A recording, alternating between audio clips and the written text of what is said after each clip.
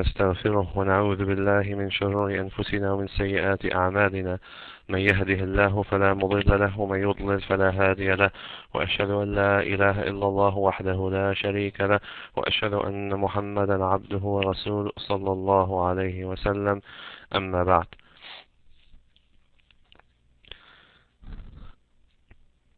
I thank you all for coming, alhamdulillah, on such short notice.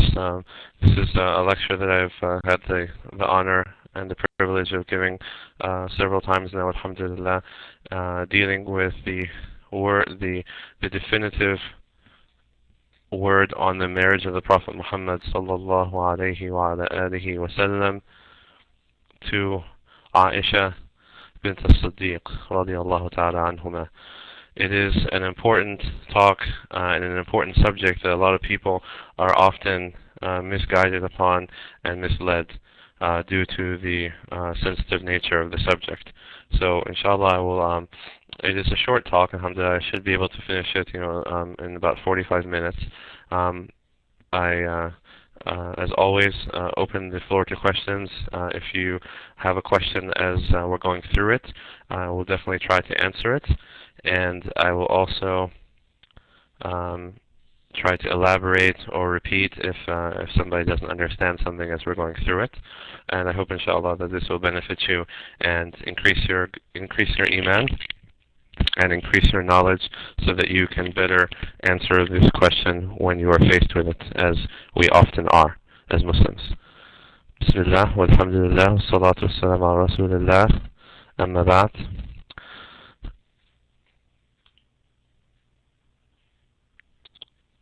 One of the authors, a very famous author, Montgomery Watt, he's written quite a bit about Islam historically.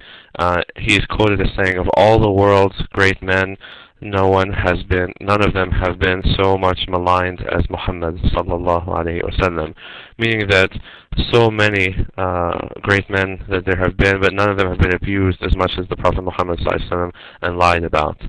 So what we're going to try to cover in this lecture, inshallah ta'ala, with Allah's mercy and His blessing, is firstly the noble character of the Prophet Muhammad sallallahu alaihi wasallam. Secondly, the authentic historical records of his marriage to Aisha. Thirdly, the cultural views that were predominant in that era, in the era of the Prophet Muhammad sallallahu alaihi wasallam, specifically in regards to marriage. Number 4, the medical aspects related to puberty. Number 5, a medical understanding of what exactly is the disease of pedophilia. And lastly, we will try to explore some of the reasons behind the recent controversy and explosion regarding this matter and the Prophet Muhammad sallallahu alaihi wasallam. So we first begin inshallah by looking at what are our obligations to the Prophet Muhammad sallallahu alaihi wasallam. So Allah Azza wa Jalla, He says in the Quran, "Rahmati wasi'at kulla shay." My mercy extends to all things. This is from Surah Al-A'raf, Surah number 7. My mercy extends to all things. I shall ordain it for those who do right and practice regular charity, and those who believe in our signs, especially those who follow the messenger, the unlettered prophet whom they find mentioned in their own scriptures, in the Torah and the Injil.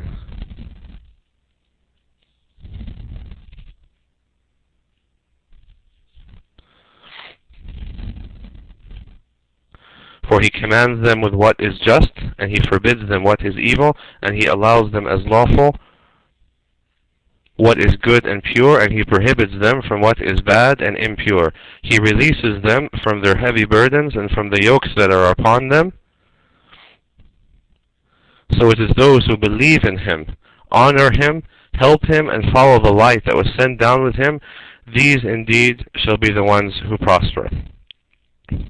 And as I like always when we're reading the Quran, I always like to recite the ayat as Allah revealed them. أعوذ بالله من الشيطان الرجيم ورحمتي وسعت كل شيء فسأكتبها للذين يتقون ويؤتون الزكاة والذين هم بآياتنا يؤمنون الذين يتبعون الرسول النبي الأمي الذي يجدونه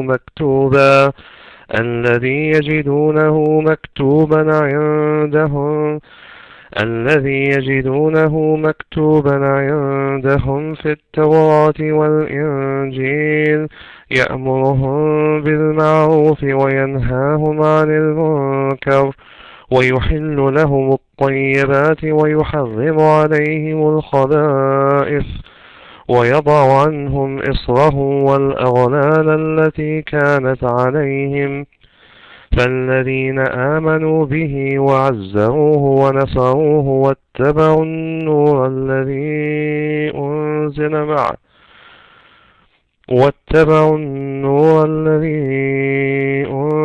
معه أولئك هم المفلحون. So we want to focus then on this last, part of the ayah, of ayah 157, where Allah says, it is those who believe in the Prophet ﷺ, honor him, help him, and follow the light that was sent with him, these will be the ones who are successful. If you want success, if you want to succeed in this life and in the hereafter, you have your prescription right here. It is a simple prescription, okay? To believe in the Prophet ﷺ, to honor him, to help him, which includes defending him, and to follow, defending his honor and the honor of his family, and to follow the sunnah, that the sharia that Allah Azza wa Jalla sent him with. This is your prescription for success in detail. So when we look then to the example of the companions of the Prophet ﷺ, in specific, in regards to how much they honored him, you can almost see it in your mind's eye, the sword of Umar ibn al-Khattab unsheathed and hovering in the air in defense of the Prophet ﷺ, even at the slightest provocation. We hear about this so many times, that someone would come and insult the Prophet ﷺ or attack him, and Umar would take that sword immediately out and say, Ya Rasulullah, just give me the permission and we'll take care of business. But the Prophet ﷺ, from his mercy and his gentleness and his understanding of humanity, he always told Umar, put it back, relax, it's okay, we can handle this another way, alhamdulillah. From the mercy of the Prophet ﷺ, a mercy which Umar ibn Khattab, he took on as well. Umar was disciplined and he was trained by the Prophet ﷺ. So when you look at the behavior of Umar in the lifetime of the Prophet ﷺ, you see this very hot-tempered person. Yet you look in the Khilafah of Umar, what distinguishes the Khilafah of Umar? Who can tell me? What is the distinguishing characteristic of the leadership of Umar in his Khilafah when he was the Khalifa?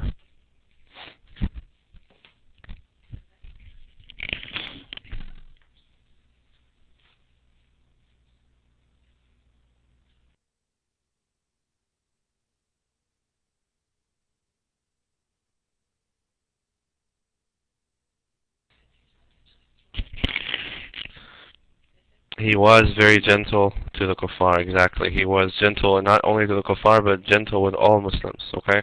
He was forgiving. He was kind. He was patient, okay? Something you didn't see in the lifetime of the Prophet ﷺ. Where did he get that? He got that by living with the Prophet ﷺ, by watching the Prophet ﷺ over so many years. He learned how to be kind. He learned mercy from the Prophet ﷺ, as we all should. Or we look then to Ali ibn Abi Talib, radiallahu ta'ala an, who, when he faced the chieftains of the Quraysh, you remember when they wanted to kill the Prophet ﷺ, they had come up with their evil plan. They said, we will send one person from every tribe of Quraysh to go and kill the Prophet ﷺ while he's sleeping in his bed.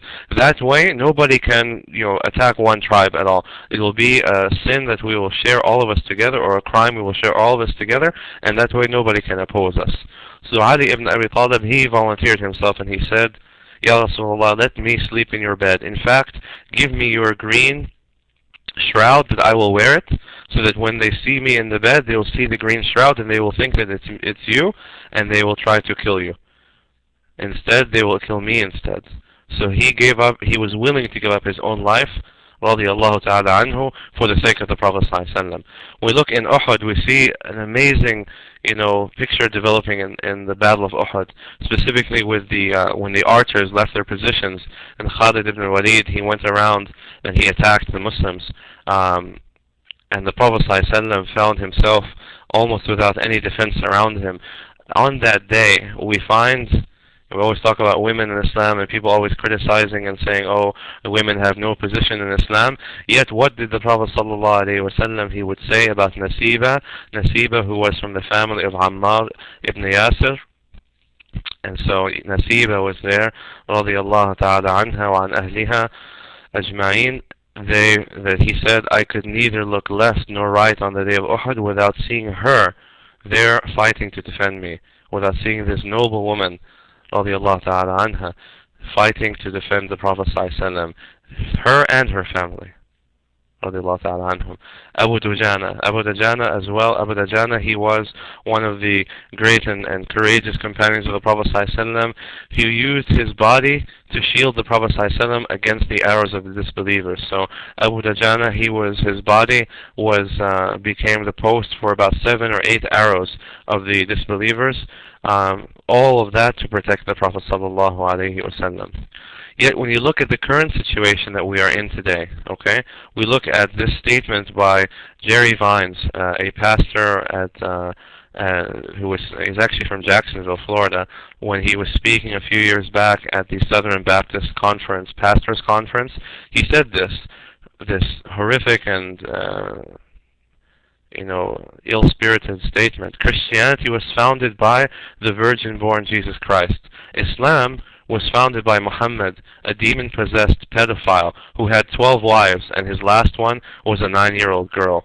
Number one, he demonstrates his own ignorance by showing his lack of information, number one. So he demonstrates his ignorance. Secondly, he demonstrates his complete lack of manners, which is something which is not part of Christianity. We know this because of what Allah Azza wa Jalla says about the Christians in the Quran, and because of their history. Yet this man, he shows not only his ignorance, but he shows his foul manners and his lack of anything called a religion with this kind of speech. So what did the Muslims say in response to this evil statement? What did they say in response to this man's crime against the Prophet ﷺ? Instead of the sword of Omar or the shield of Abu Dujana, his body, one is nearly deafened by the silence of most Muslims. In most cases, the summary, we can summarize basically the response of Muslims 2 ways. Number one, either they completely deny the authentic hadith on this matter, or secondly, they remain shamefully silent when the issue is mentioned. They don't say anything at all. They just hope the person is going to change the subject and people will forget about it. But nobody rises up to defend the Prophet ﷺ and trying to understand what exactly is going on. When I was doing the research for this talk, there's actually a lengthy essay that I wrote about it that I turned into this talk. I was really surprised by the lack of information that was out there. It really required a lot of research, a lot of original research that you're going to see in this talk that wasn't found at all. And I was really ashamed by this, to say that how can we then call ourselves followers of the Prophet ﷺ when this is our response when the people jump up and they want to attack the Prophet ﷺ. So the enemies of Islam have different names today. They come from different places than they did during the life of the Prophet ﷺ.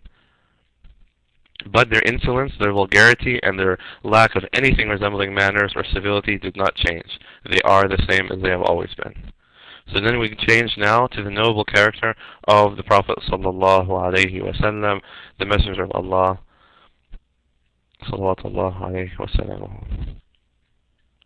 So Allah Azza wa Jalla, He says regarding him in the Quran, وَإِنَّكَ لَعَلَى خُلُقٍ عَظِيمٍ, and beyond doubt, you are of an exalted character. And who is praising him here? Rabbul Alameen. Allah Azza wa Jalla is praising him here. And Allah Azza wa Jalla, He also says regarding the Prophet ﷺ's character and his conduct in Surah Al-Ahzab, لَقَدْ كَانَ لَكُمْ فِي رَسُولِ اللَّهِ أُسْوَةٌ حَسَنَةً لمن كان يؤمن بالله واليوم الآخر. Indeed, you have in the Messenger of Allah sallallahu alayhi wasallam an excellent example of conduct for anyone whose hope is in meeting Allah and the last day. If you expect to stand before Allah on the last day, then no doubt you have to look to the Prophet sallallahu alayhi wasallam for the best example, the best role model. When we look in the hadith, what did the companions of the Prophet ﷺ say about him? Anas radiallahu anhu, he reported, the Messenger of Allah was the best of all the people in conduct. Agreed upon. This hadith is agreed upon. Abdullah ibn Amr ibn al-As also, he reported, the Messenger of Allah ﷺ did not use indecent speech, nor did he listen to it. He used to say, the best of you is the best among you in manners. And this is unfortunately, sadly, a distinction of Islam that has almost vanished. Almost vanished. That we don't put any emphasis these days on manners like we used to. Okay? We're so rough with one another. Allah Azza wa Jalla, He describes the believers, those people that He loves. أَذِلَّةٍ عَلَى الْمُؤْمِنِينَ أَعِزَّةٍ عَلَى الْكَافِرِينَ. Yet today it is the opposite with almost all people. They are أَذِلَّةٍ مع الكافرين أشداء مع المؤمنين. So what we're supposed to do when Allah describes the people that He loves and they love Him in Surah Al-Ma'idah, in Surah number 5, in Ayah, I believe it's 56, He states the description of the believers is that they are gentle and humble with one another, and they are strict and more severe with the disbelievers. Yet today you see people being what? Humble and meek and like sheep and like dogs in front of in front of the people that attack Islam and attack the character of the Prophet ﷺ and attack his family, and yet they go into the masajid and they attack the Muslims there. So what is this? It is inside out, upside down. We cannot forget the importance of this, and I talk about it so often that I sound like a broken record, but our manners have got to be better. This is your best da'wah to people. People, I'll tell you right now, the majority of people, they're interested in what you have to say about Islam. They're interested about the scientific miracles in the Quran and the history and all the how Islam gave rights to women. But you know what? If we don't show manners to these people, it doesn't matter what we're saying. Because so many people around the world, they're accepting other ideologies because they say, wow, these people are really nice. So how can it be that our religion, our noble religion that Allah sent to the Prophet ﷺ, which is founded upon manners, where the Prophet ﷺ, he said, indeed I have been sent, as part of his main mission, he said, was to perfect manners. And he said, indeed a person will reach the status of a one who prays all night and fasts all day simply through his good manners. So we cannot forget that, and this is indeed the true sunnah of the Prophet ﷺ. We are not following the sunnah if we're dressing like the Prophet and eating like the Prophet and making dhikr like the Prophet and then abusing one another and abusing our neighbors and abusing the people around us. This is the sunnah of the Prophet ﷺ. Even when we look through the eyes of non-Muslims, we see the great praise that they have for the Prophet ﷺ. Annie Besant, who was an author in the early 20th century, she wrote, it is impossible for anyone who studies the life and character of the great Prophet of Arabia, who knows how he taught and how he lived, to feel anything but reverence for that mighty Prophet, one of the great messengers of the Supreme. Subhanallah. And how true is that statement. H. Montgomery Watt, we started with his quote to begin this talk. He says, when the sources are closely scrutinized, it is clear that those of Muhammad's actions which are disapproved by the modern West were not the object of the moral criticism of his contemporaries. His contemporaries did not find him morally defective in any way. And it's true. When you look through Quraysh, what did Quraysh, when they were attacking the Prophet ﷺ, they said he's crazy, they said he's insane, he's a poet, he's telling the stories from the ancients. They never said this man is corrupt, he's a liar, they did of course say that he lied because they say he lied about Allah, but they didn't say that he was a liar in any other matter. They never said that his manners were bad. They never said that he was a barbarian. They did not find him morally defective in any way, subhanAllah. Continuing with the same quote. On the contrary, some of the acts criticized by the modern Westerner show that Muhammad's standards were higher than those of his time. In his day and generation he was a social reformer, even a reformer in the sphere of morals. He created a new system of social security and a new family structure, both of which were a vast improvement on what went before. He established a religious and social framework for the life of many races of men. George Bernard Shaw, a little bit more recent, has been quoted as saying about the Prophet Muhammad sallallahu alaihi wasallam, "I have studied him, the wonderful man, and in my opinion, far from being an antichrist, he must be called the savior of humanity. I believe that if a man like him were to assume the dictatorship of the modern world, he would succeed in solving its problems in a way that would bring it the much needed peace and happiness. I have prophesied about the faith of Muhammad that it would be acceptable to the Europe of tomorrow as it is beginning to be acceptable to the Europe of today, words that did have indeed come true." And even Gandhi, as much as he is praised by the West, this is his praise for the Prophet Muhammad sallallahu alaihi wasallam. The rigid simplicity, the utter self-effacement of the Prophet, the scrupulous regard for his pledges, his intense devotion to his friends and followers, his intrepidity, his fearlessness, his absolute trust in God and in his own mission. These, and not the sword, carried everything before them and surmounted every obstacle. When I closed the second volume of his biography, I was sorry there was not more for me to read of that great life. So we can see indeed how respected the Prophet ﷺ was. The ultimate respect, and no respect needs to be discussed after that, is the honor the Prophet the Prophet ﷺ was given by Allah in the Quran, and the love of his companions, the respect of his enemies, and even the respect that he has received throughout time, throughout the centuries that have come after him. So now we come to the matter at hand, the historical record of his marriage to Aisha radiallahu ta'ala anha. Aisha bint Abu Bakr was the third wife, not the last wife as Mr. Jerry Vines would want everyone else to believe. She was the third wife of the Prophet Muhammad ﷺ, and he married her late in his life. Prior to his marriage to Aisha, the Prophet's first and only wife for over 20 years was Khadija bint al-Khuwaylid, who was about 15 years older than him in the most authentic sources. When we look at his life with Khadija, we see that the revelation of the Quran from Allah Azza wa Jal began during his marriage to Khadija radiallahu ta'ala anha. He was blessed with all of his children through her. The Prophet ﷺ never had any other wives while he was married to Khadija until her death, at which time he was about 46 years old. So when Khadija died, he was 46. He spent all of his youth, all of his passion with her. So when we look at his marriage to Aisha, the Prophet ﷺ was just over 50 years old when he married Aisha. Okay? So he married her in Mecca or in Medina? Who knows the answer? You should know by looking at his age. He was just over 50 years old. So where did he marry her? In Mecca. Very good, Aisha.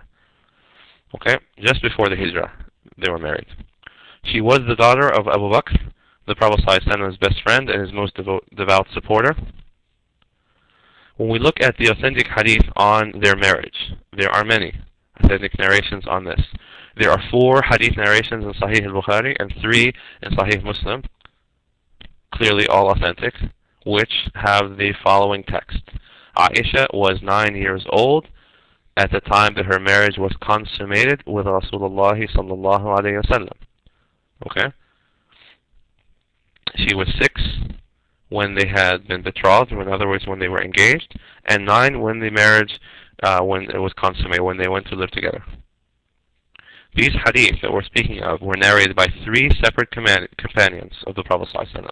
So we have 3 entirely different chains, okay, going back to 3 different companions with essentially no variation between them.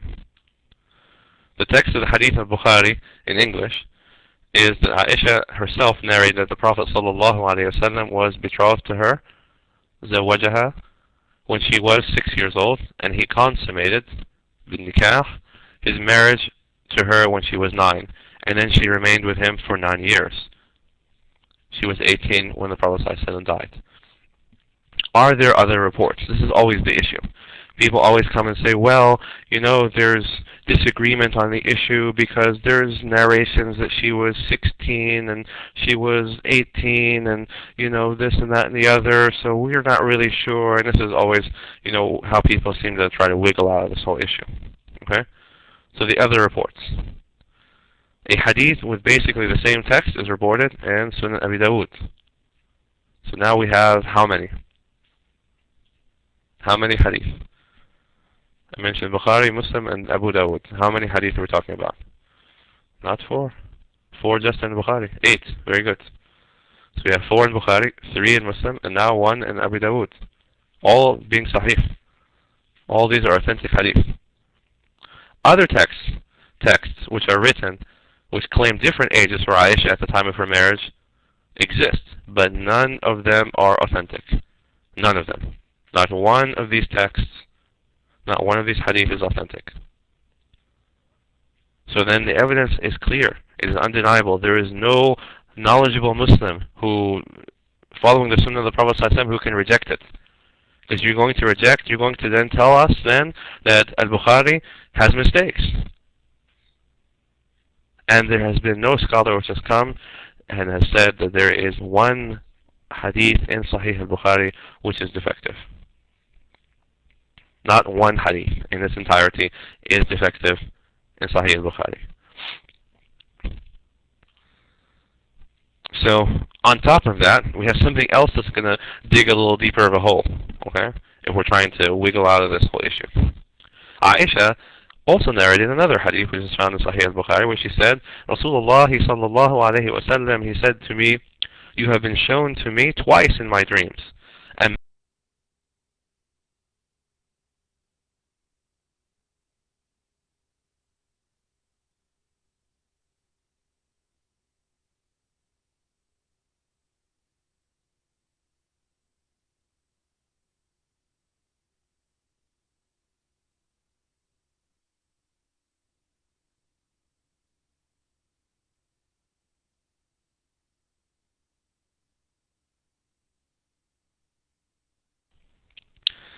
so then we look now to the course of the marriage of the Prophet ﷺ to Aisha, and we find that his marriage to her was indeed one that was full of happiness, full of bliss for both families. It is something which is abounding in the hadith. There is abundant evidence for this in the hadith. The Prophet ﷺ speaks of his great love for Aisha. There is one specific hadith, he says, إِنِّي رُزِقْتُ حُبَّهَا, that I have been given from Allah the provision of loving her. He loved her so much. And the happiness that they had and the games they used to play and the general happiness that existed. Aisha was indeed his favorite wife after Khadija. She was the only virgin that he ever married, and after his death, she was and is one of Islam's greatest scholars. So much of this religion today is built on what she said, built on hadith that she narrated, built on opinions that she gave. She was consistently called upon by the companions for clarification on numerous Islamic matters, as we will see momentarily. So the next point that we go on to, inshallah there are no questions so far or confusion. What were the cultural norms that were existing in the era of the Prophet Muhammad ﷺ? When we look at specifically people attacking the Prophet ﷺ, people have been attacking him since the day that he received the revelation, until he began the revelation. We know this. We look through the Quran, you find insults being, leveled at him, accusations that he was mad, that he was a sorcerer, that he was a heretic, that he lied. But nowhere will you find anyone, even among his worst enemies for the past 1400 years, who saw anything wrong with his marriage to Aisha.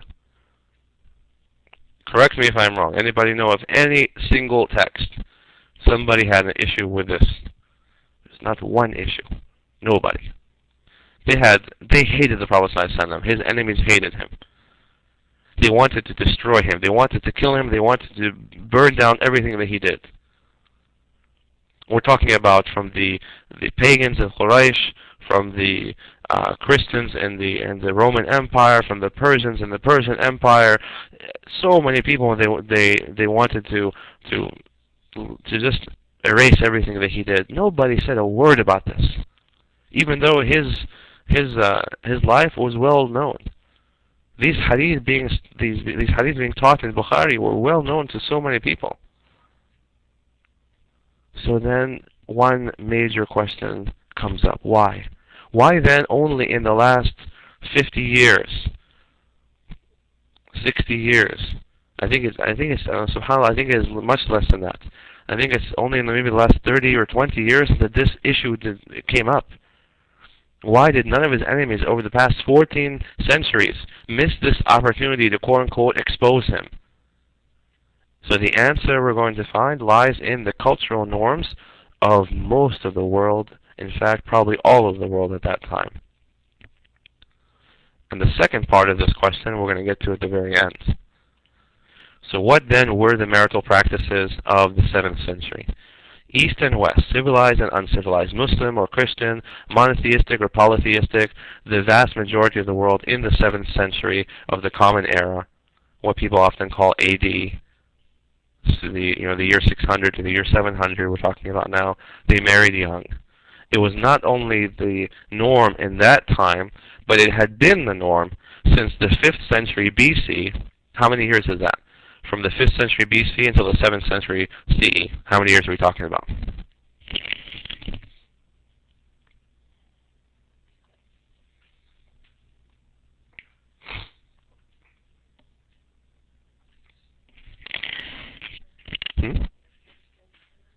No, not 200. Come on.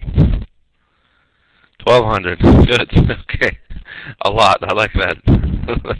That's a good answer. It's a lot of years. MashaAllah. Yeah, that's funny. So, not 2,000 years, guys. It is correct 1,200 years.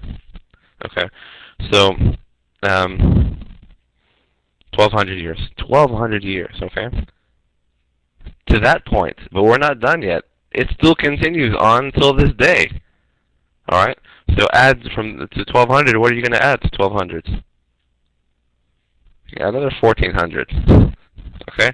So we're looking at about 2.5 millennia, alright, of this being practiced. 2.5 millennia of early marriage. Okay? Now let's get into some of the details, okay? Get into the exact details. The Talmudic law. Talmudic law belongs to who? Very good, the Jews, okay? This is the Jewish law. So the Jews, they have the Torah that Allah revealed to them, and they also have the Talmud, or the Talmud, which is the legal rulings of the rabbis throughout time, okay? So the rabbis fixed the legal age for contracting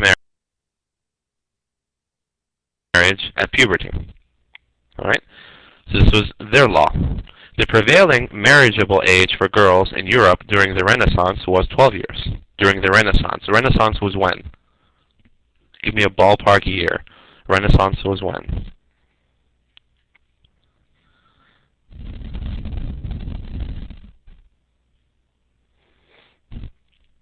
Come on, you guys. 1400s, 1500s, exactly, okay? So we're not looking at a very long time ago, 500-600 years ago, in Europe, okay, during the Enlightenment. The Renaissance represents the Enlightenment of Europe, okay? The prevailing marriageable age was still 12 years old, which was often considered pretty much the time that girls would hit puberty, okay? Furthermore, marriages were often celebrated among Europeans until well into the 17th century, okay, between persons who had not yet achieved puberty, as was also true in India until very recent times. In fact, it still continues in India now, okay? That sometimes girls are married. In fact, I know this is very disgusting, but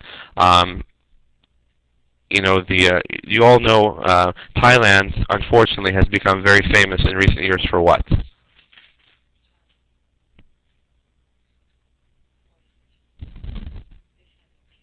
Right? Mm-hmm. Child prostitution, exactly, okay?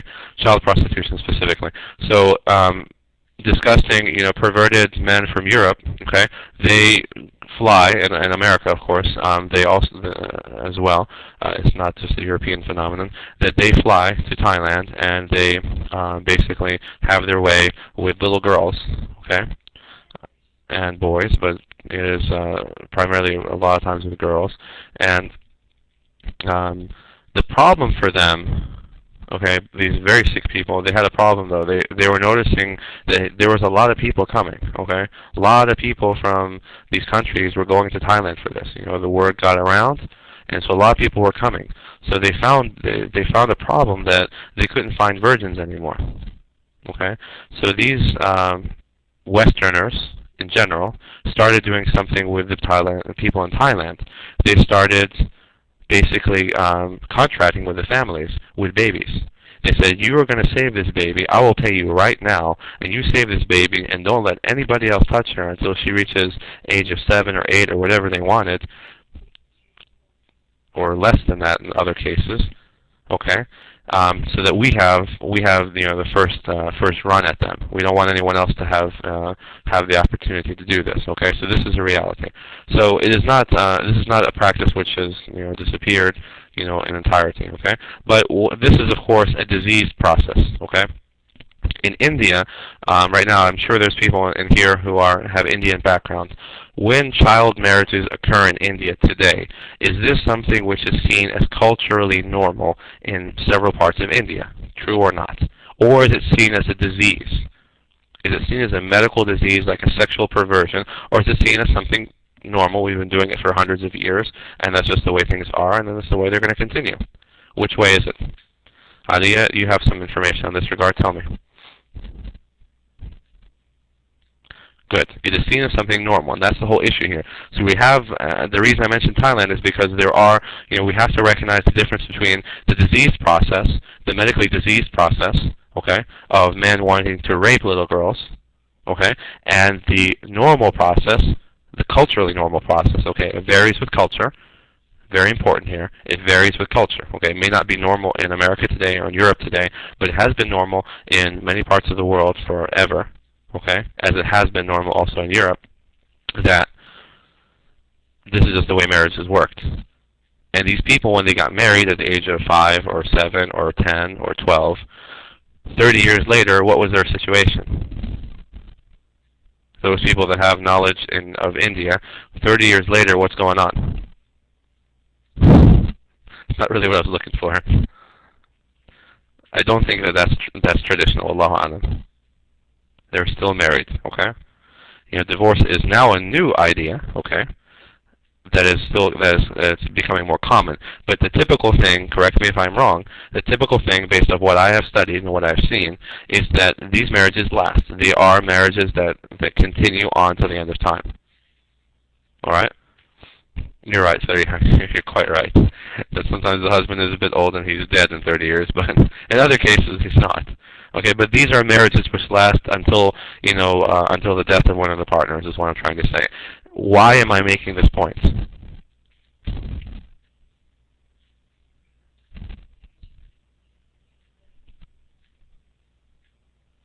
Why am I making the point? What's the issue here about these marriages continuing?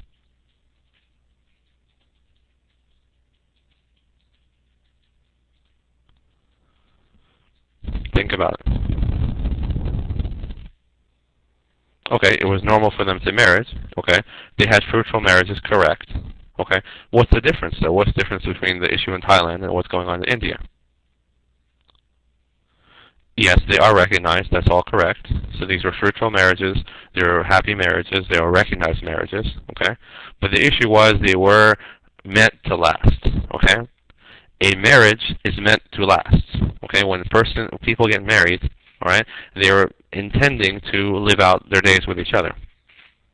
Okay, what's going on in the disease process, on the other hand, when people are involved in pedophilia, as we're going to come into a very extensive discussion of, are these things meant to last?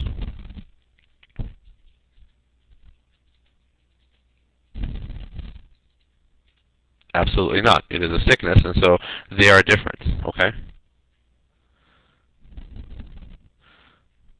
Exactly, Aisha. They're meant to satisfy a very temporary desire. They have their way, they get tired of that person, and they move on to a younger, more innocent victim. Okay? So that's the difference here. When we're looking at marriage, and we're going to come into this issue, okay, we're going to find that out. Okay? So as you can see here from the Encyclopedia of Religion, that's the source for this information I'm giving to you right now, is this is what they say from the Encyclopedia of Religion. We go to the Encyclopedia Britannica on the subject, where they say, we're talking about the English common law. They say, historically, the attitude of the English common law, which, by the way, American law is based heavily off of the English common law, was that a person under 7 years old lacked the mental ability to consent to marriage. And that between 7 years old and puberty, there could be consent, but not consummation.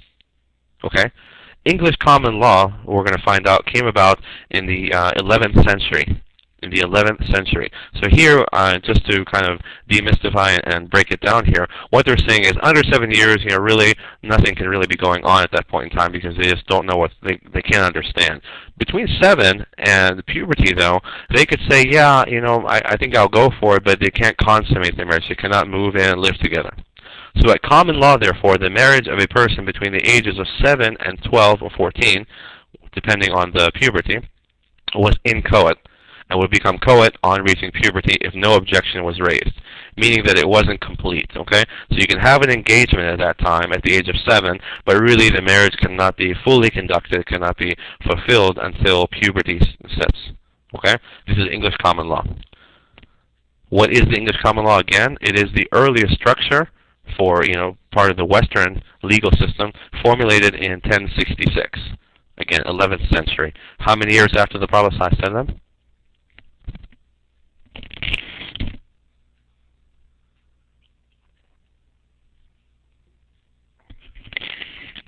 How many years are we talking about? A little bit less than that. It's a little over 400 years, okay? A little over 400 years after the Prophet ﷺ, we're talking about the English common law saying that marriage can occur, engagements can occur at the age of 7. All right. By the 14th century, legal decisions and commentaries on the common law started to supply precedents for the courts and lawyers to follow. And as I mentioned, almost all of the common law has been enacted into statutes with modern variations by almost all U.S. states. Is the common law related to Christianity? An important question. As it opposed, because we're talking about religion here, okay? It actually is very much related to Christianity based off of the Catholic Encyclopedia. So the Catholics want to take credit for it. Whether that's, going to fly, I'm not sure, but that's what they say in their books at least. They say the common law of England has been the subject of unstinted eulogy, and it is undoubtedly one of the most splendid embodiments of human genius. And in fact, the common law, like I said, has benefited humanity in a great way. It was definitely an advancement from much of the law that existed, in Europe before that. So they say it is a source of profound satisfaction to Catholics that it came into being as a definite system and was nurtured to a great extent, administered during the first 10 centuries of its existence by the clergy of the Catholic Church. So I use this point because I'm just saying that now we have an indication here that the Catholic Church was in fact happy with the common law. So the Catholic Church, the foundation of Christianity, in other words, had no problem with people being married at the age of 7, as long as they did not consummate that marriage until puberty. You guys with me?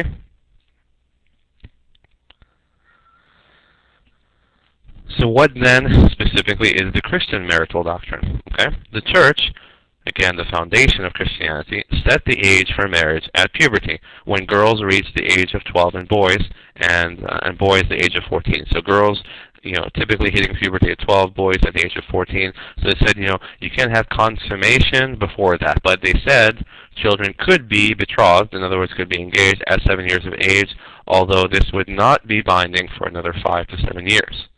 Okay? More of the Christian church doctrine. If any marriage took place before the age of 7, the partners, not the parents, and the author says, although it would be very difficult to separate one from the other because we're dealing with a bunch of children here, all of them, had to confirm their consent when they reached maturity.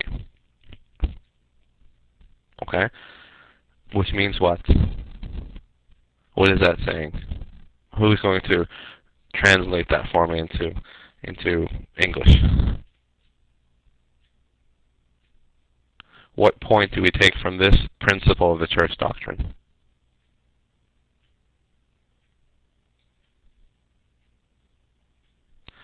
I made it easy for you guys. It's written right under it.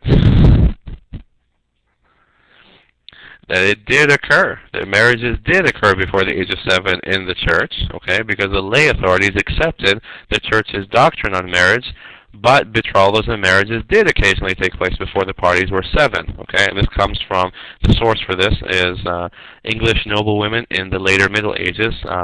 Ward is the author, okay.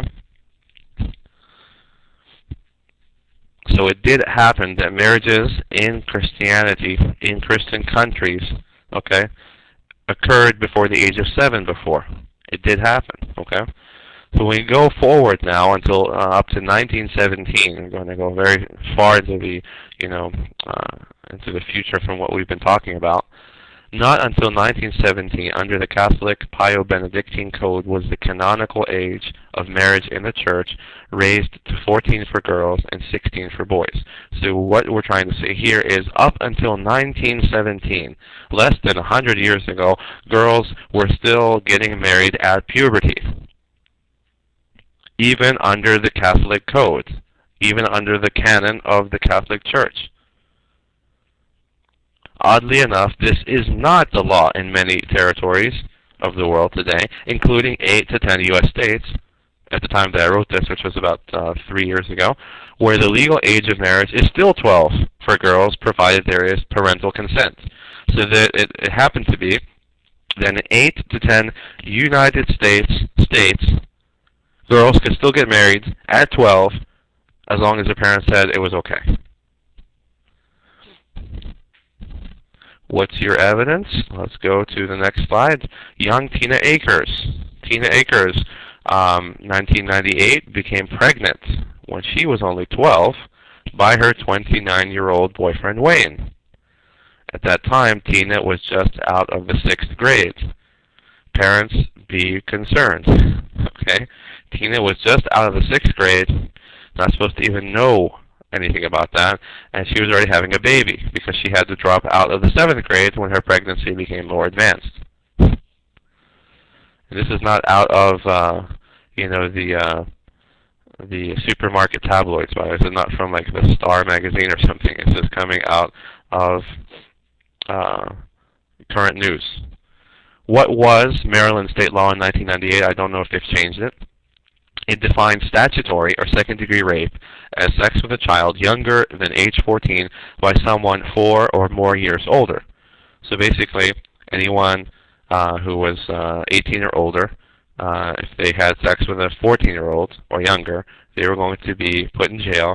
It is punishable by 20 years in prison. But there's another law, okay, that worked really good for Tina Akers and her family.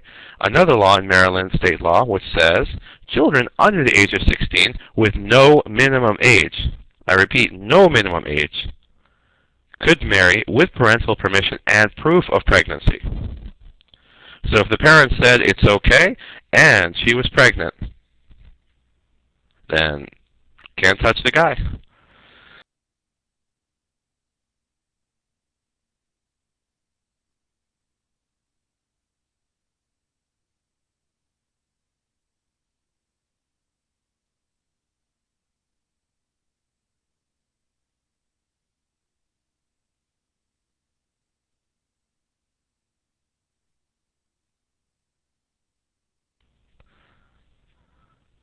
So this is not medieval times. This is not the Black Plague. This is not some third world country of illiterate savages, but this is the law in some parts of the United States of America at the turn of the 2nd millennium. Okay? So those evangelicals, those, base and mannerless evangelicals who want to attack the prophet I send them should better check the condition of their own houses before they start throwing their stones, because they're going to get hurt. And I don't mean that in a physical way. I mean that, as you're going to come and see, that they're only going to expose themselves is exactly what they did. Consent in marriage. Let's look at this issue now. Christianity. In Christian law, not until the 12th century, literally 500 years after the Prophet ﷺ, 500 years after the Prophet ﷺ, was the consent of a woman of any importance in regards to the marriage contract. So prior to 1140, the little girl didn't have any right to say anything in Christianity about who she was going to marry. Dad said, you're going to marry him, and that's it. Case closed. You don't like him, sorry.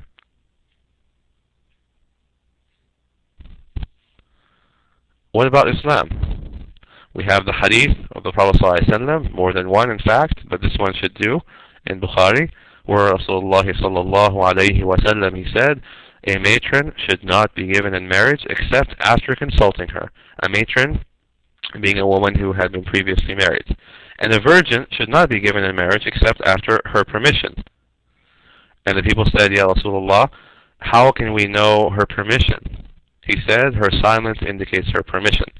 So, when Aisha was asked whether she wanted to marry the Prophet ﷺ, and she was asked, what did she do?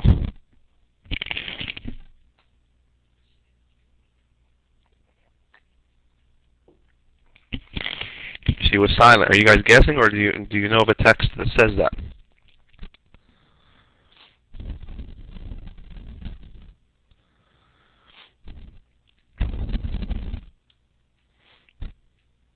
Are you guys guessing, or is there a text that says that?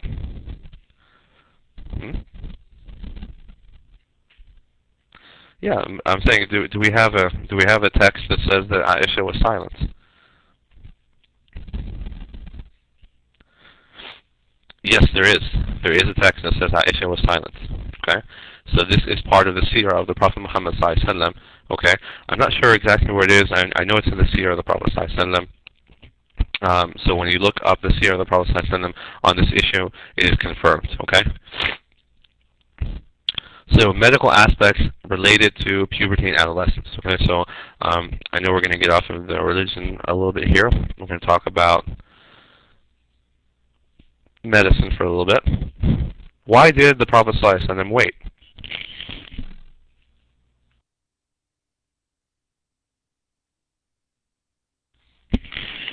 The reason that he waited, okay, the reason why he waited from the age of 6 until the age of 9 is because in this time interval, the girl reaches puberty. And this is evidenced by her first menstruation. Okay, so we recognize that a girl has reached puberty when she menstruates the first time. It is one of the first biological signs that indicates that a woman is capable of bearing children. Okay, so modern puberty information. We look at the American Academy of Pediatrics, very, very highly respected, very official board that certifies all pediatricians in the United States. Very well respected on the international stage. They state that puberty is, quote, the time in your life when your body changes from that of a child to that of an adult, end quote. One of these changes in women is the onset of menstruation, and according to the American Academy of Pediatrics, most girls first get their periods between 9 and 16 years of age. So why is 9 important?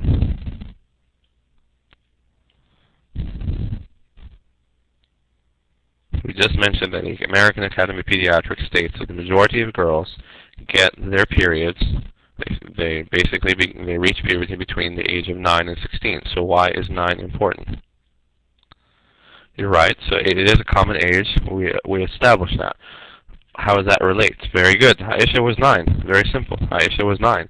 So the common, one of the common criticisms is that, hey, in Christianity, we marry our children at the age of 12 because that's, of course, the age that they reach puberty. So how could this savage marry this girl at the age of 9? He is, of course, just a diseased man. No. This is reality. This is an absolute reality, okay? that 9 is a typical age, and we're going to find out that not only is 9 is by no means the bottom age. Okay, so religious wisdom behind the wait. Why do people wait? Okay, part of the wisdom behind the Prophet ﷺ's marriage to Aisha just after she reached puberty is to clearly establish this as a point of Islamic law. There's a lot of benefits from their marriage, and this is just one of them. One of the legal clarifications which was made through their marriage is that it is acceptable to do that, even though it was already a cultural norm in all Semitic societies, including the one in which Jesus, alayhi salatu wasalam, wa ala nabiyyina salatu wasalam, the one that he lived in. Okay? So the question being, did Islam invent this concept? No. The majority of Islamic jurists say that the earliest time that a marriage can be consummated is at the onset of sexual maturity, or pbuh, meaning puberty. I will repeat that and I'll emphasize. The earliest time that a marriage can be consummated. The earliest time. Okay? So it doesn't mean the only time. It means it is the earliest time. So it can be done then, it can be done later. Okay? Also, this is the age in which a person, man or woman, becomes legally responsible under Islamic law. So people have to start praying by this time. They're responsible for fasting. They're responsible for all the things that are that an adult will be responsible for. And this is already the norm in all Semitic cultures, and it's still the norm in many societies today. So the question then again, was it unusual for Aisha to reach puberty at the age of 9? So according to the 1997 landmark study published in the medical journal Pediatrics, an American medical journal, nearly 50% of African American girls and 15% of Caucasian American girls begin to develop breast and or pubic hair by age 8, which are the basically the precursors to puberty. 50% of African American girls, 15% of Caucasian American girls. Okay, so this is important. Now, a very important and very surprising article in Time magazine, Teens Before Their Time. I strongly recommend that you all read it if you have the time. Go to your library and try to, I think I'll have the reference for when its date and everything later. But this is a phenomenal and very, very interesting, very concerning article written in Time magazine. They talk about Marissa Carter, a Galveston, Texas housewife. She could not believe it when her daughter Sharon, at the age of 4, started to develop breasts. The tiny buds that appeared on the little girl's chest were gone within a couple of weeks, but 3 years later, at the age of 7, they reappeared, and this time they grew, along with pubic hair and hair in her armpits. So after a series of medical consultations, the Carters, and these names have been changed, of course, put Sharon on Lupron. Lupron is a hormone, okay, that we use in medicine, usually for women, that slams the brakes on puberty. Okay, it is only to see their happy little girl go into terrible mood swings. She started having PMS. Okay, I had a child acting like she was in menopause, says Carter. The parents decided to stop the treatment, and by age 9, Sharon had full-blown breasts and was getting her periods. If these were isolated cases, they might be chalked up to statistical flukes, but it seems as if everywhere you turn these days, outside schools, on soccer fields, at the mall, there are more and more elementary school girls whose bodies look like they belong in high school, and more middle schoolers who look like college co-eds. Young girls in the 5 to 10-year-old range with breasts or pubic hair, we encounter this every day or in clinic, says Dr. Michael Freemark, Chief of Pediatric Endocrinology, which is a study of hormones, at Duke University Medical Center in North Carolina. 5 to 10 years old. Okay.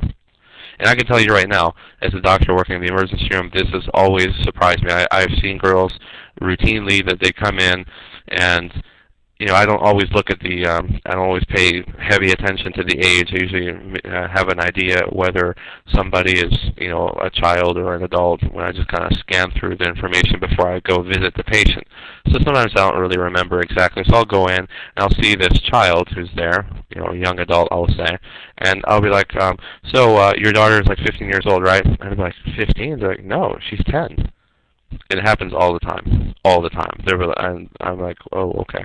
So I go back, I'm like, this is not true, it can't be. Maybe they didn't understand what I was saying. And I go back and I look at the chart, and lo and behold, it is. A child is 10 years old or 11 years old, and they literally look like they're 20 sometimes. And they were fully developed. So why is this happening? Okay? And that was what the article focused on. So it presented the problem, then it started coming out saying, what do we do here?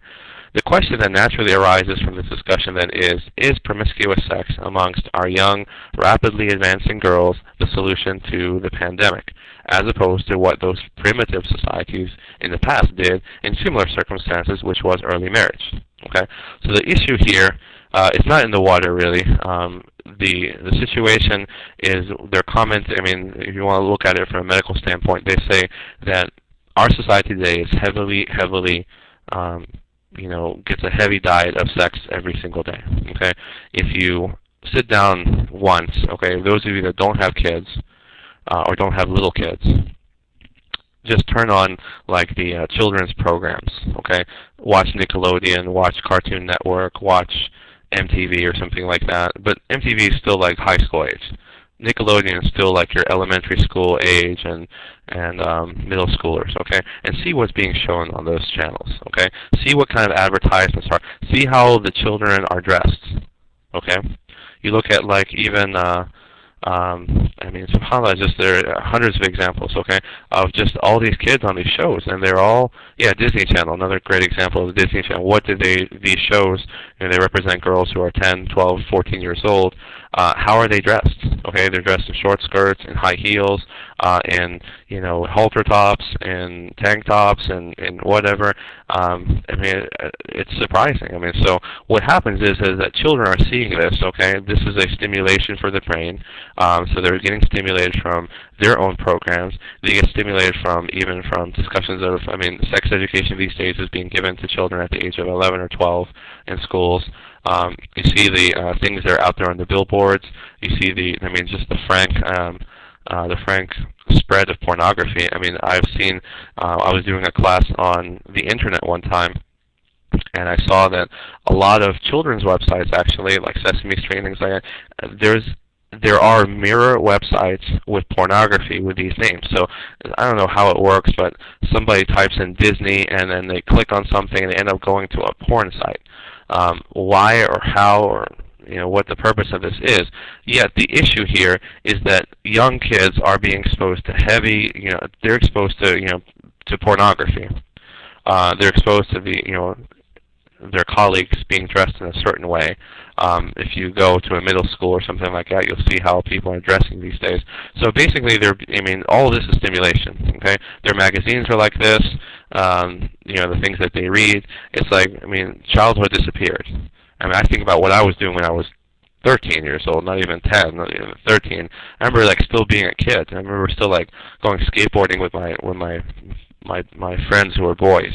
I remember, wanting to play baseball and play football, and I was like totally into sports and into skateboarding and video games, and like weren't thinking about girls. We're not at the point where you're like, ooh, girls, that's disgusting. And it wasn't like that.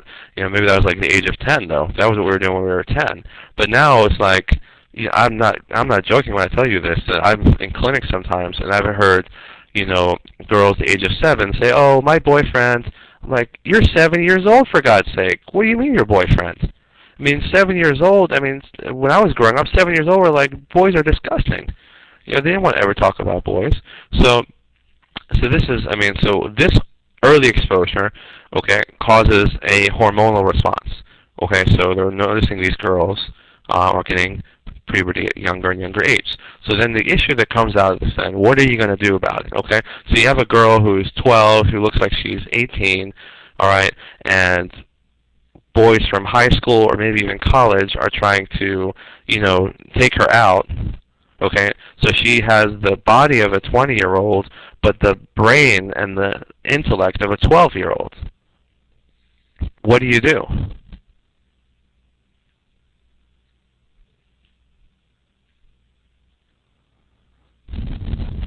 What do you do with that? What are you going to do in that situation? This is the question that's facing society today. What is the solution to this problem? Okay, so unfortunately, the solution, yeah, of course. I mean, the problem is the fasting is what we need to tell the boys to do. Okay, but the problem is that we're talking about men here. Okay, we're not talking about little boys. Okay, because the little boys are behind. Okay. The little girls we're talking about. So the girls are not, they're just getting roped along, okay? Because for a girl, it's a status symbol. Yeah, like a 13-year-old girl talking about her 17-year-old boyfriend, that's like a status symbol. Like, wow, she's so advanced and she's so mature. Wow, she's got like a boyfriend who's in high school and she's just in middle school. Or, she's in 8th grade and her boyfriend's in college. Stuff like that. And I've told funny stories about, little girls I see who are 13 years old in the emergency room who are having relations, consensual relations with 19 and 20-year-old men. Okay, this is the reality. So, what are you going to do in this case? This is exactly what this society is facing right now. The society is face to face with this question, and they don't know what to do, because of course they already said that it's barbaric to even consider these young marriages. Okay, yet is it that barbaric if it actually protects the child? I'm not sure. So then we look to the situation of Aisha. In sharp contrast to the exploitive relations I've been talking to you guys about, 20-year-olds, basically taking advantage of these young girls who don't know anything, getting their joys, and then running away. Situation like what's happening in Thailand, okay, with these older men coming in, having their way, abusing these girls, and then running away. We look at Aisha. So we want to then understand what became of Aisha after she married the Prophet ﷺ. Was this a situation where he married her, he had a good time for a couple of weeks, and then he said, Abu Bakr, I think I'm going to give her back. It's just not working out. What became of Aisha after her marriage? Her marriage to the Prophet ﷺ at an early age let her be an eyewitness to the personal details of his life and to pass them on to later generations. She was spiritually and physically close to the Prophet ﷺ, and the marriage made Aisha an example to all Muslims, including men, especially women, for all time. She developed into a profound and able teacher and a scholar to be reckoned with, due in part to her remarkable memory, intelligence, and wisdom. SubhanAllah. Aisha, the mother of the believers, as she was named in the Quran, was not only a model for wives and mothers, but she was also a commentator on the Quran, an authority on hadith, and knowledgeable in the disciplines of Islamic law, Arabic history, and literature. For those who question the role of women in Islam, one needs only look back at how she was regularly consulted in countless and diverse religious matters, both during the life of the Prophet ﷺ and even more after his death. Amongst the companions' comments on Aisha radiallahu ta'ala anha, Urwa ibn Zubayr radiallahu ta'ala anhuma, he reports, I did not find anyone more proficient. And we're talking about Urwa ibn Zubayr, the son of Zubayr ibn al-Awam, who was one of the Mubashirin bil Jannah. He was one of the people who was promised Jannah in his life. Urwa ibn Zubayr, he is the brother of Abdullah ibn Zubayr, the great Khalifa and the great companion of the Prophet ﷺ. This is not a nobody, okay? This is a very big somebody. And he says, I did not find anyone more proficient than Aisha in the knowledge of the Quran, the commandments of halal and haram, ilm al-ansab, and Arabic poetry. This is why even senior companions of the Prophet ﷺ used to consult Aisha in resolving intricate issues. So this is from Ibn al-Qayyim and Ibn Sa'd in Jala'ul Afham.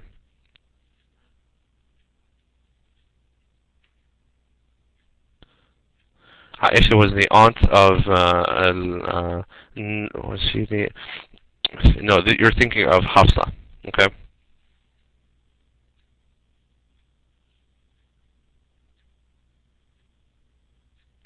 So Abu Musa al-Ash'ari, he also said, if we, the companions of the Messenger of Allah ﷺ, had any difficult matter on a matter, we asked Aisha radiallahu ta'ala about it. And this is from Al-Muwatta. Asma, thank you, Abdurrahman. Asma. My finger is not correct. Asma. So Asma was the aunt of Aisha, but not of the other way around. I'm sorry.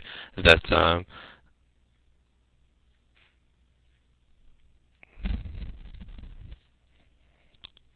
Asma was the aunt of Urwa ibn Zubayr, Abdullah ibn Zubayr, and things like that. So she is not exactly that Aisha was that case. So we can see generally in this case that the companions, they respected her tremendously. Okay, and that they did not reserve her. Like, we don't see Aisha, sitting in the masjid teaching alif ba ta. We don't see her teaching, the little, 5-year-olds and 6-year-olds, little things like that. She was reserved for, for highest level matters. Okay, she was the ultimate consultant when it came to matters of fiqh. So now let's talk about pedophilia. What exactly is that? So they're accusing the Prophet of being a pedophile, so we need to understand what it is. Is there any justice in portraying the Prophet Muhammad as a pedophile? The American Psychiatric Association further defines a pedophile as a person who over at least a 6-month period has recurrent, intense, sexually arousing fantasies, urges, or behaviors involving sexual activity with a prepubescent child. Okay, a child before puberty. And this comes from, pretty much the source. Okay, we call this the DSM-4, which is the Diagnostic and Statistical Manual of Mental Disorders, 4th edition of the American Psychiatric Association. So this is like the Bible of psychiatry and medicine. Okay, the DSM-4. We always go back to it to understand, these kind of diseases. Okay, so that's the authority on the subject. So let's then look at the Prophet. So basically, let's quickly go back, repeat the definition. Over a 6-month period has recurrent, intense, sexually arousing fantasies, sexual urges, or behaviors involving sexual activity with a prepubescent child. So then we need to look at the marriages of the Prophet. Did they fall under this case? Of all of his marriages, sallallahu alaihi wasallam, the majority, 5, were to widows older than 36 years of age at the time of marriage. So 5 of his marriages were to women who were respectively 40, 50, 38, 36, and 36 years old. All of his marriages, except 2, were to widows. Of all of his marriages, the longest one was to Khadija, radiallahu ta'ala anha, and it lasted almost 25 years before her death. And of the remaining few marriages, with the exception of his marriage to Aisha, the brides were all between the ages of 17 and 30 at the time they were married. So as stated previously, his marriage with Aisha was consummated only after she had reached the age of puberty. Only after she had reached the age of puberty, making her an adolescent by definition and not prepubescent. So by definition, we're not seeing that, okay? We're not seeing this situation.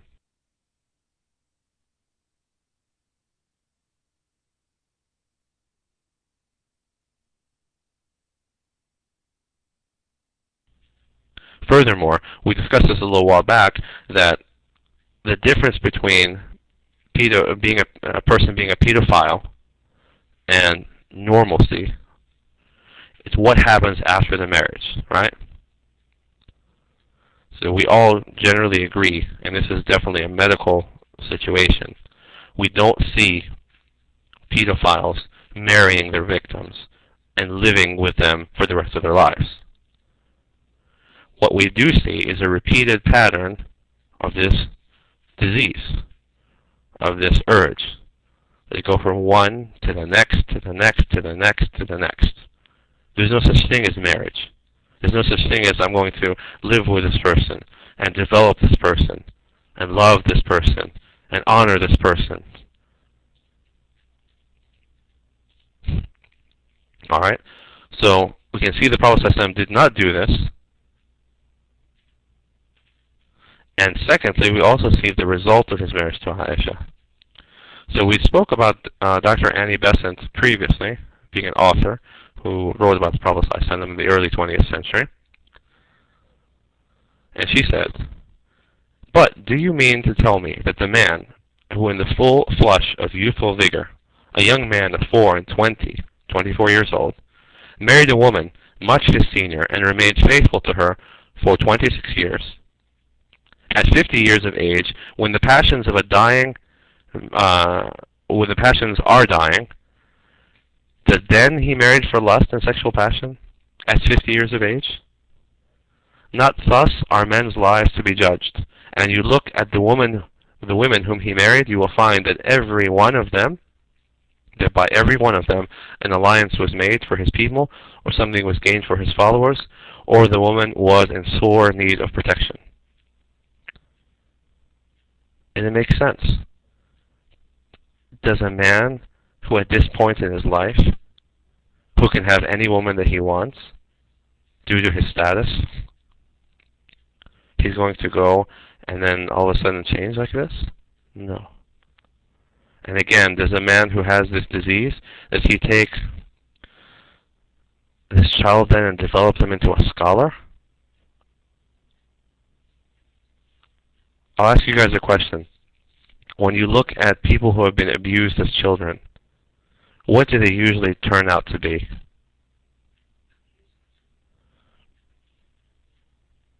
In general, yeah, they can sometimes become abusers themselves, but in generally, are they normal people afterwards? In general. No, they're messed up. There you go, they're messed up. They got problems. Okay? Doesn't mean that they can't ever be cured. Okay? But they do have issues. Did you ever see one of them becoming like a Nobel Peace Prize winner? You ever see one of them, go on to develop a cure for cancer? You ever see one of them go on to be, a lead professor at the most famous university in the world? No. You don't see these things happening because these people have problems, okay? They have demons, okay? There's nothing wrong with these people. Many of them could have gone on and done a lot of great things with their lives. So there's nothing physically wrong with them, there's nothing mentally wrong with them, but the fact of the matter is that they are plagued by these images. They are plagued by what happened to them. They can't answer a lot of questions.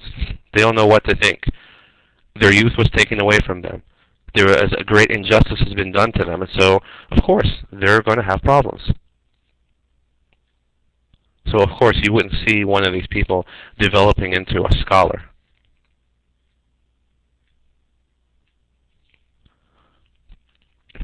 Yet, oddly enough, though, the one arena where you are sure to find an abundance of pedophiles and sexual deviants is not in Islam, but it's actually where? Mainstream Christianity. So now we come to the closing. The reasons behind the sudden surge of today's attacks on the Prophet Muhammad ﷺ. Why all of a sudden did they start attacking the Prophet ﷺ? The Christians are exposing themselves by this. It is the most amazing thing to see these Christian hooligans focusing their efforts on characterizing the Prophet of Islam as a pedophile at exactly the same time that hundreds, if not thousands of people across the world, not just the United States, are coming out of the darkness to detail the years of utterly humiliating and devastating sexual abuse that they suffered at the hands of clergy from every denomination of organized Christianity represented in the world. Okay? I feel really bad for the Catholics, I'll be honest with you. For the Catholic Church in general, because they have been unfairly, blamed for this whole thing. Because it is not just their problem. It is not just their problem. Everybody thinks now the Catholic priests are the issue, and they run to the Protestant pastor, okay, or deacon or something like that, and think they're going to be safe. And they're not any safer there. Just the Protestants were a lot better at hiding it. And maybe they paid off people a little bit better than the Catholic Church did, as you're going to find out. And now when I say Christian hooligans, I want you guys to understand something, that I don't represent this whole idea on all Christians. I'm talking about the ones among them and their leadership who are trying to do this. Because I will be honest with you that as Allah said in the Quran in Surah Al-Ma'idah, that He mentioned how وَلَتَجِدَنَّ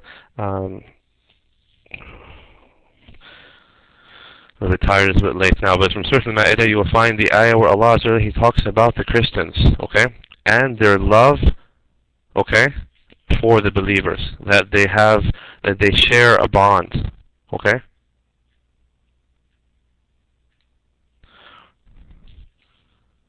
And this is because they're not arrogant, because they have these people, these monks, these ascetic people who have dedicated their lives to worship. They've dedicated their lives to serving their God, okay? And for that reason, you don't find usually this hatred coming out of them. And so typically you will typically find, I grew up around a lot of Catholics, and I didn't find as much of the abuse that I found amongst the Baptists of today.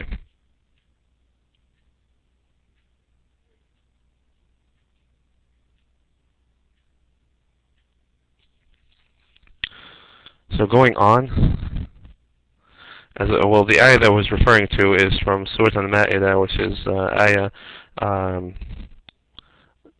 ayah 72 from Surah number 5. لَتَجِدَنَّ أَشَدَّ النَّاسِ عَدَاوَةً لِلَّذِينَ آمَنُوا الْيَهُودَ وَالَّذِينَ أَشْرَكُوا وَلَتَجِدَنَّ أَقْرَبَهُمْ مَوَدَّةً لِلَّذِينَ آمَنُوا الَّذِينَ قَالُوا إِنَّا نَصَارَى ذَلِكَ بِأَنَّ مِنْهُمْ قِسِّيسِينَ وَرُهْبَانًا وَأَنَّهُمْ لَا يَسْتَكْبِرُونَ.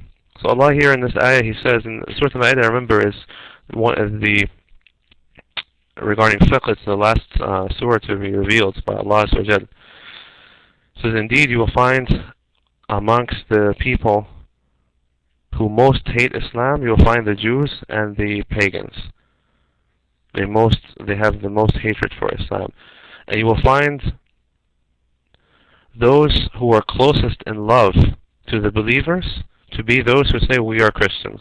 That is because among them are qissisin wa ruhdana, priests and monks. وَأَنَّهُمْ لَا يَسْتَكْبِرُونَ. They are not generally arrogant. Okay, this is of course an ayah which is general in nature, but I don't know what your experiences are, but this is Allah's truth and this is Allah's book, and for no doubt I have found this to be the case.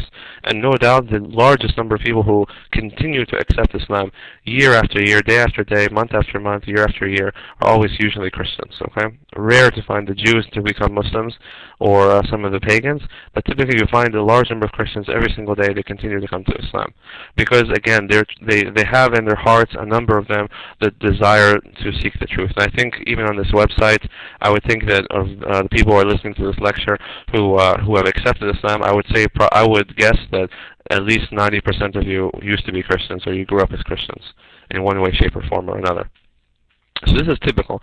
Yet unfortunately, I find the Baptists in particular and the fundamental evangelicals to be a very different brand.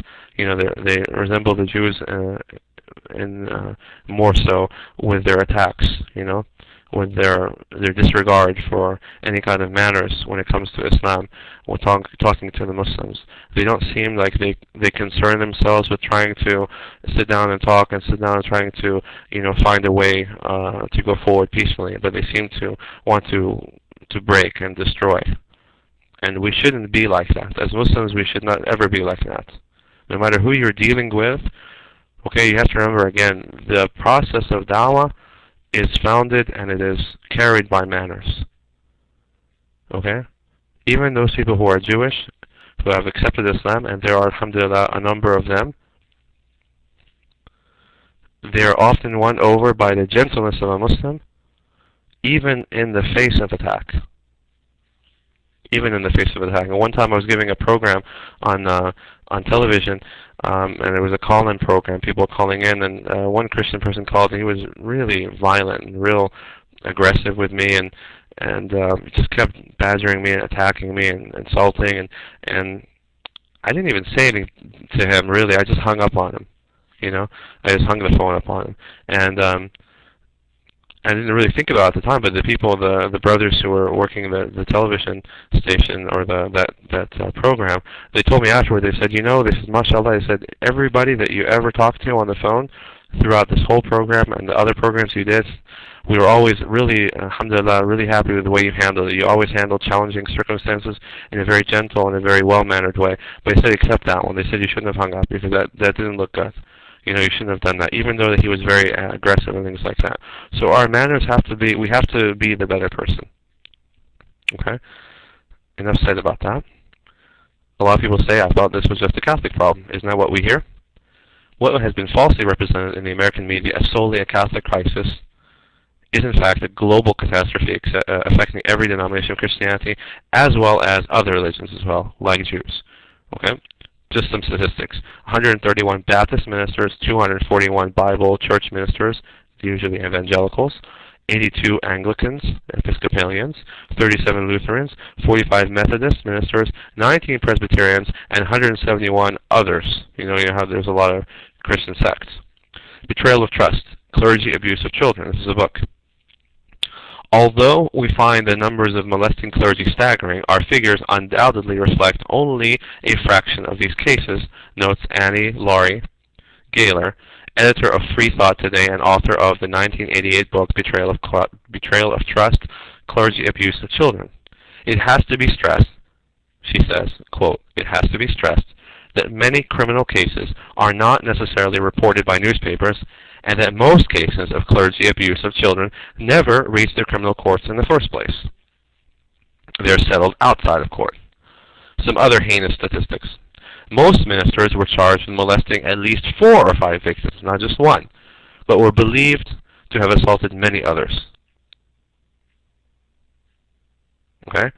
The sexual assault charges ranged from indecent touching to rape, sodomy, and child pornography. Much of the abuse was long-term, with some children assaulted as many as 1,000 times. A majority of the victims, 60% of whom were boys, were molested on church property or during church-sanctioned outings. Means, while mom and dad are at the church barbecue having fun talking with the other parents, okay, their son is being raped inside the church. The profile of the typical minister charged with molesting children was as follows. This is a profile of the typical minister. A 45-year-old man, ages ranged from 24 to 80 at the time of arrest, with 4 to 5 named victims, most often boys in their early teens. Most ministers, however, were suspected of molesting many other children. Conservatively, the 190 clergy in this one study had at least 4,000 other victims, for a low estimate of an average of 21 victims each. These children were not included in charges for pragmatic legal reasons, because they had been molested in other cities and times, or because the statute of limitations had been exceeded. Which means what? Which means that they could not be prosecuted for some of these other cases because of loopholes, legal loopholes. Not because they didn't do it, because they couldn't be prosecuted on it, because a certain court might be trying a case in Maryland and the crime happened in Pennsylvania, so they couldn't really go after it. Conclusions. The Prophet Muhammad ﷺ was married to Aisha upon her reaching the age of puberty, viewed both in the light of absolute morality and the cultural norms of his time, was far from being an immoral act, but was instead an act containing valuable lessons for generations to come.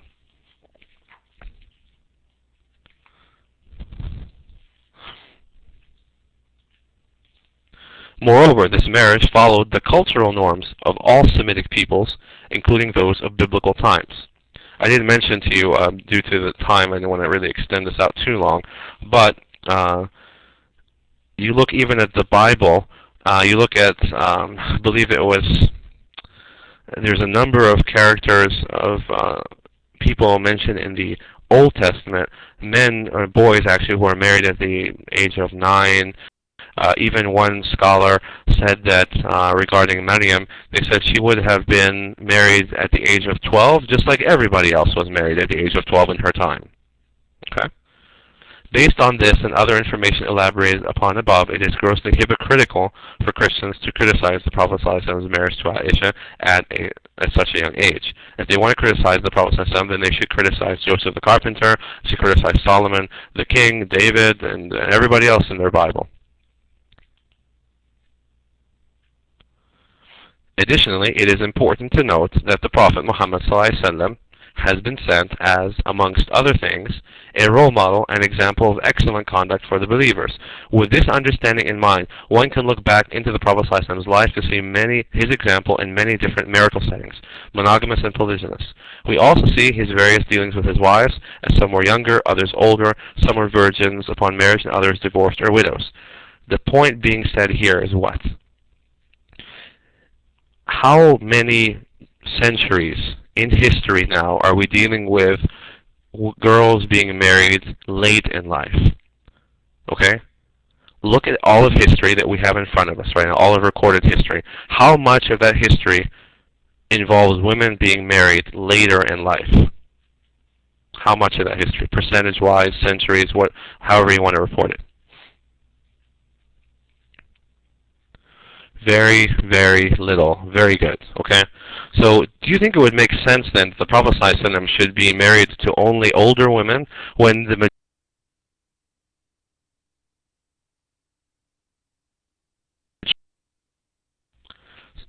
question again, do you think it would make sense then if the Prophet ﷺ is an example, okay, that all of his marriages then should be to older women when the rest of the world is getting married to girls typically at the age of 12 or younger? Then he couldn't be an example, correct? He would not qualify as an example, because then they would say, this doesn't make any sense. Nobody gets married to women at that point in life. Who marries a 36-year-old woman? Who marries a 50-year-old woman? Who marries these people? The majority of the world is marrying girls at the age of 12 or younger. So what is the guidance of your Prophet on this issue? That would be a very reasonable, logical argument. And since the Prophet ﷺ is a role model for all peoples, for all times, it makes sense then that he should show them, here's how you deal with this issue. It is furthermore both unreasonable and impractical to judge societal practices dating back nearly 1,500 years ago by comparing them to the ones in the current age. It's just not right. Okay, if we're going to do that, then let's expand. Let's expand and let's start criticizing everything. Let's start talking about, Mary, and Mary didn't seem to have, we can talk about the fact that there was no consent in marriage at her age. In the days of Mary, the mother of Jesus, alayhi salam, they didn't have consent, so we're going to start, jumping back, so we're going to rip apart everything. It doesn't make sense, because that was a tradition at that time. We have different traditions now, and 300 years from now, if the world continues, we'll have different traditions from now. So in a time when the average life expectancy was nearly half of what it is today, an era where 15 and 16-year-old youth, like the companion Osama ibn Zayd, radiyallahu ta'ala anhuma, were sometimes made the commanders of imperial armies, the marriage of girls at the age of puberty was not only reasonable, but in fact the norm in most cultures around the world. Have you ever seen that in recent times? How would you like it that, for example, George Bush says, I've decided that I'm going to pull the George Smith from his high school 10th grade class because I would like him to lead the Operation Theater in the Middle East. Well, gee, what kind of things does George Smith have to qualify him to be a 5-star general? Yet, Osama ibn Zayd did a very good job at commanding the entire Islamic army as they went to fight who? They did not go and fight the trolls living behind the mountains of Taif. They did not go to fight a imaginary enemy. Who did they go fight? Very good, the Romans. They fought the world superpower at the time. So instead of talking about George Bush and the Middle East theory of operations, probably a better example would be for Roosevelt to say, I'm going to pull somebody out of the 9th grade and let them lead the U.S. armies in World War II. Or in fact, not just the U.S. armies, let's let them lead all of the Allied forces in World War II. That wouldn't make a lot of sense today. But it made a lot of sense before because people didn't really live that long and people grew up a lot faster. So, on the contrary, it heretofore remains unknown how modern society will cope with the current rise in early puberty among its young girls and the threat this presents to them. It may yet teach us the appreciation for the efforts and ways of those that came before us. And I close with the verse that Allah Azza wa Jalla, He mentions in the end of Surah Al Imran, Surah number 3, Ayah 185. لتبلون في أموالكم وأنفسكم ولتسمعن من الذين أوتوا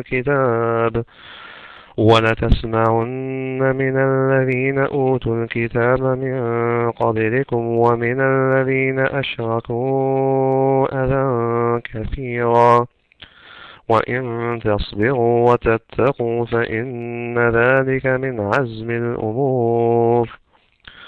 You will certainly hear much abuse from the people of the book and the pagans. And if you are patient and keep your duty, then this is surely a matter of great resolution. We need to be patient. Okay? Jerry Vines made a mistake. He did something inexcusable when he criticized or when he attacked the Prophet ﷺ and insulted him. He slandered him without any justification whatsoever. In fact, he only opened the door to the criticism of his own religion and to himself, his own ignorance. He only demonstrated his own lack of knowledge and his own lack of manners and his own complete ignorance. That's all he accomplished. Okay? That's enough, by the way. We don't need anything else. Death threats are not necessary. They're not right. Anyone who wants to do that understands that he is doing something which is un-Islamic. This is not part of our religion to, issue death threats and to go and physically attack people. Okay? He said something, and the response that needs to come from us is a verbal and strong response, because I will tell you right now that any time, just like you see, like what happens in politics, okay? Usually the politician is, having an affair, so then he has to start a war in order to divert attention from his affair.